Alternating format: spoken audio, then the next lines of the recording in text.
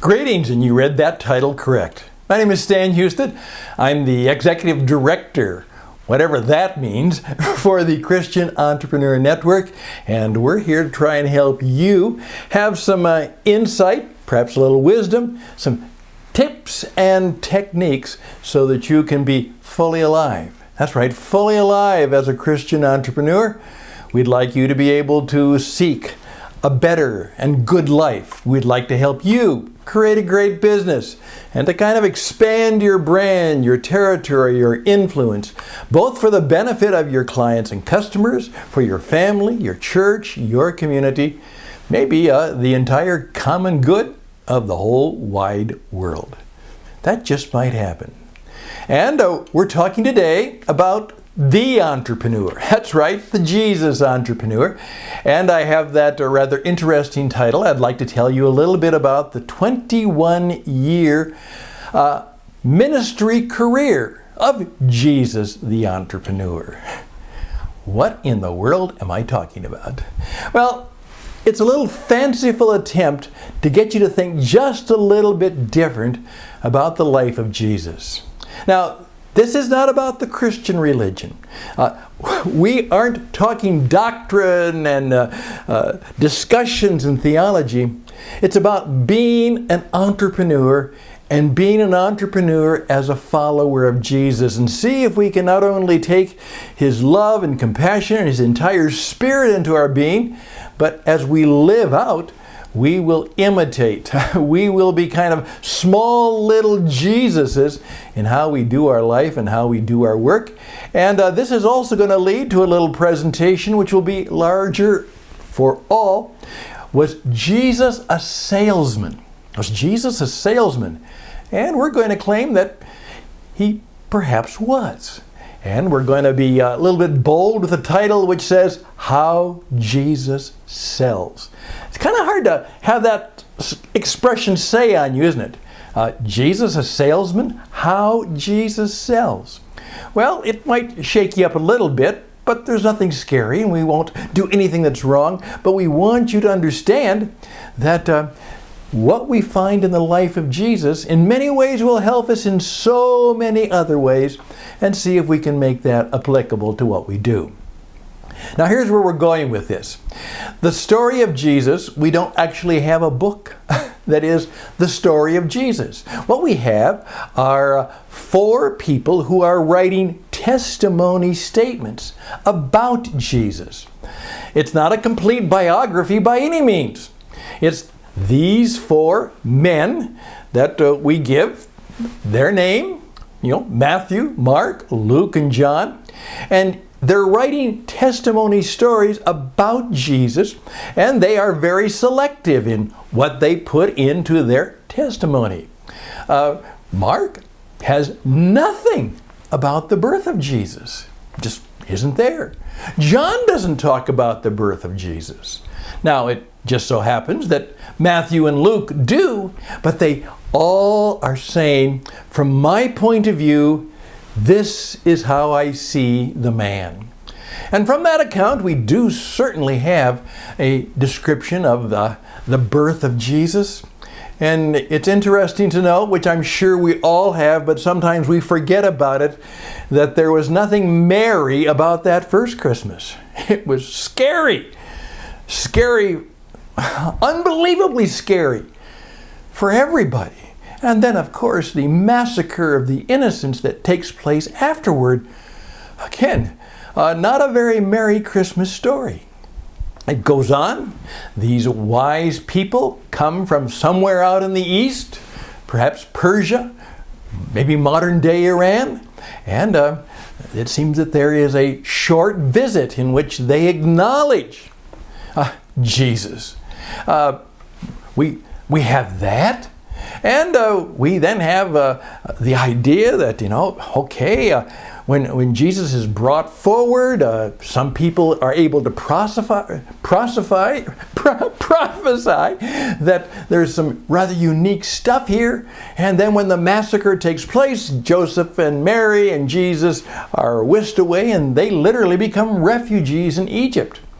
Many years ago, when the refugee crisis was at its height, I did a program for Radio Netherlands, which we also put on parts of the BBC and Trans World Radio, which was Jesus was a refugee in Africa.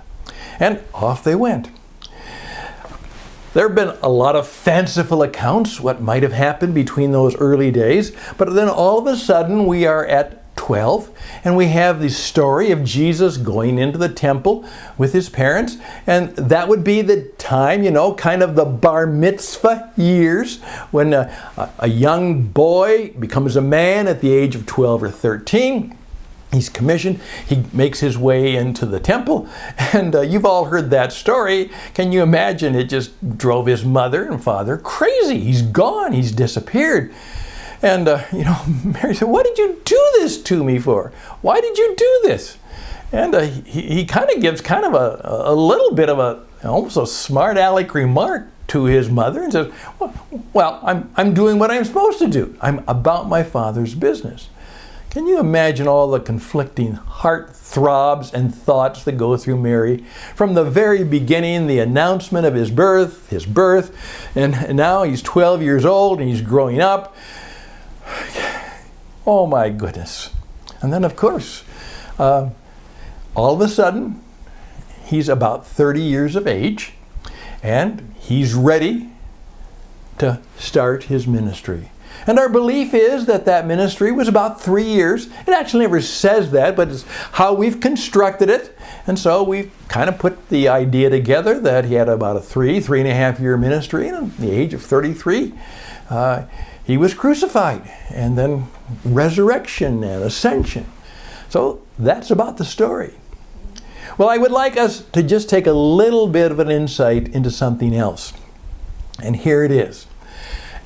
What happened between 12 and 30? What happened? That's 18 years. That's a significant amount of time. That's far more than half his lifetime. What was going on? Well, I would like us to just kind of speculate. Could it have been that his father died? He was called the son of a carpenter.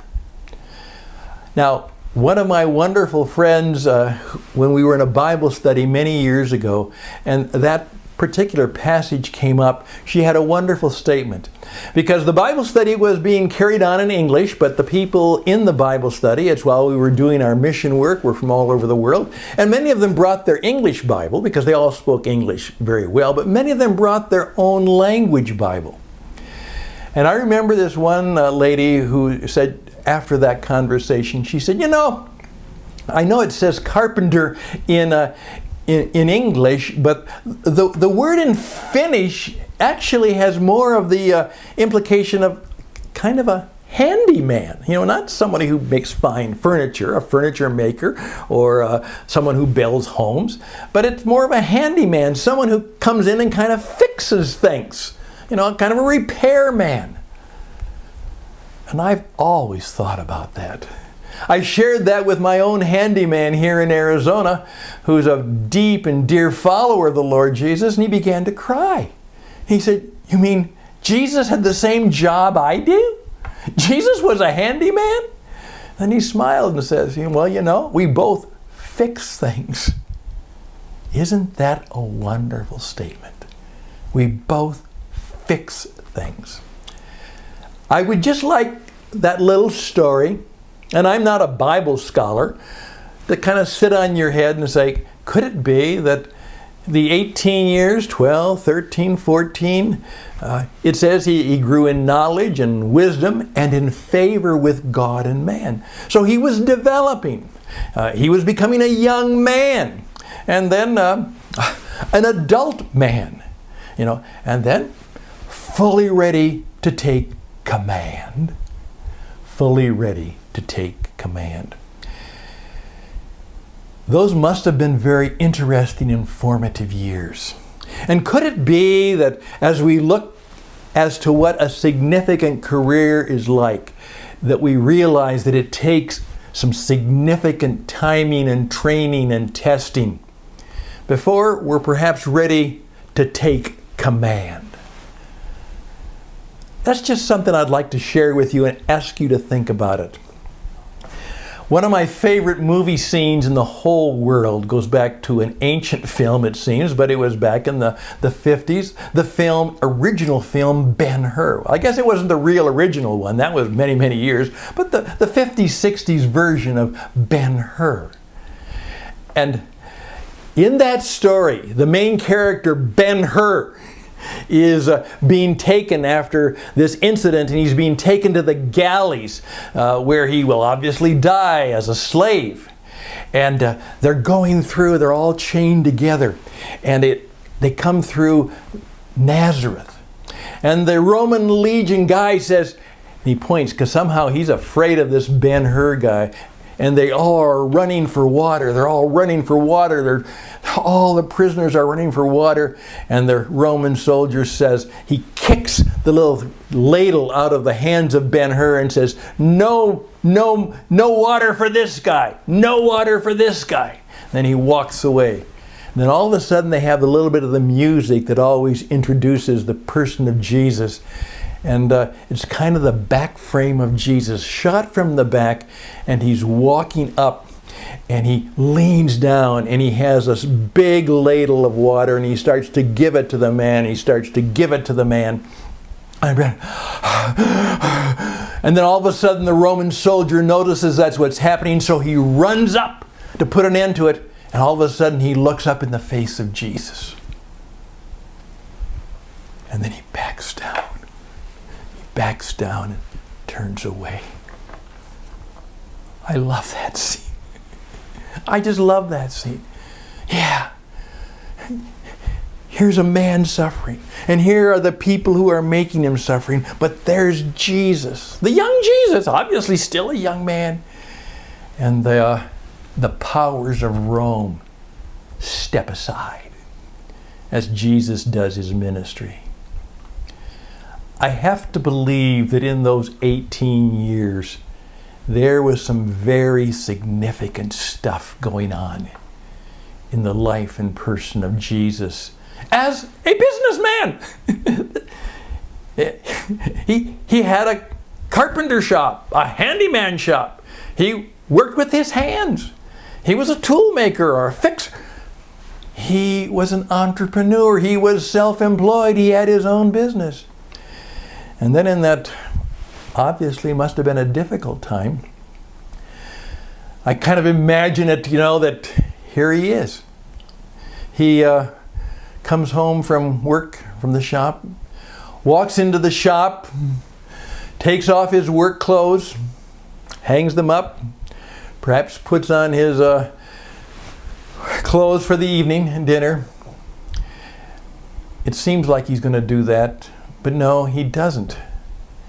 He actually just gets another set of clothes.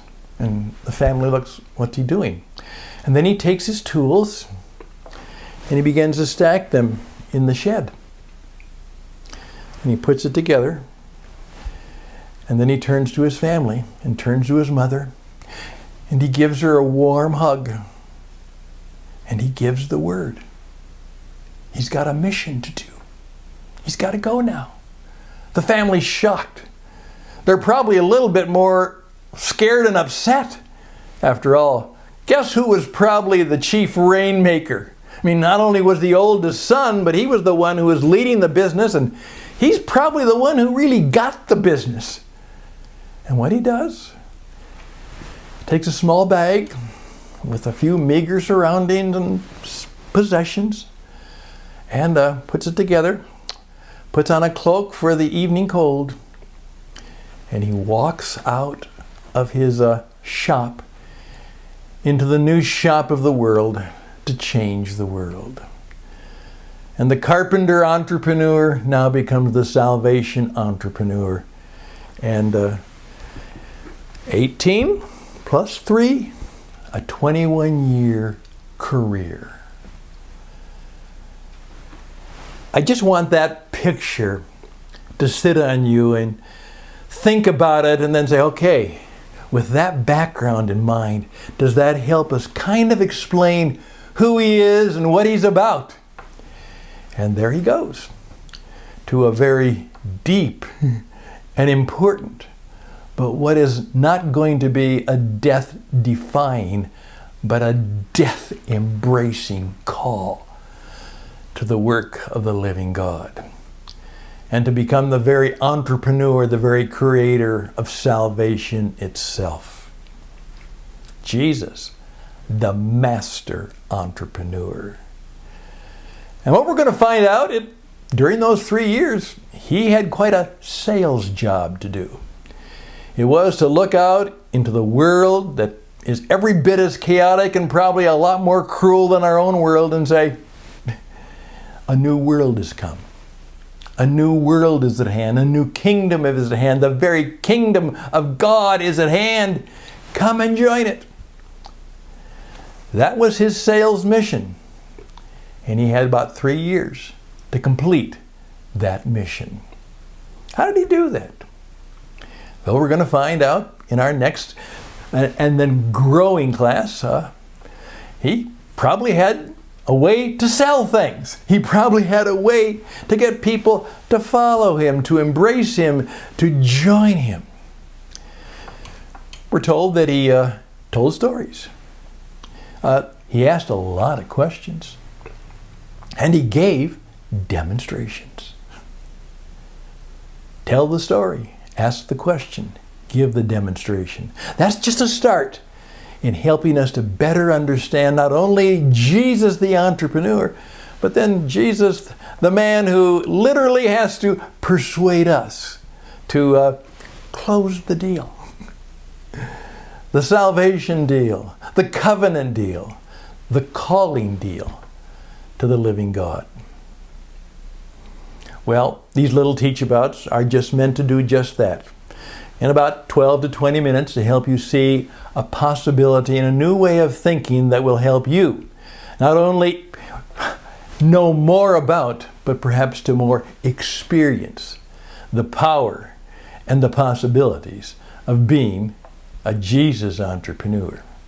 I hope you'll join me. I would appreciate your support. TCENglobal.org/contribute.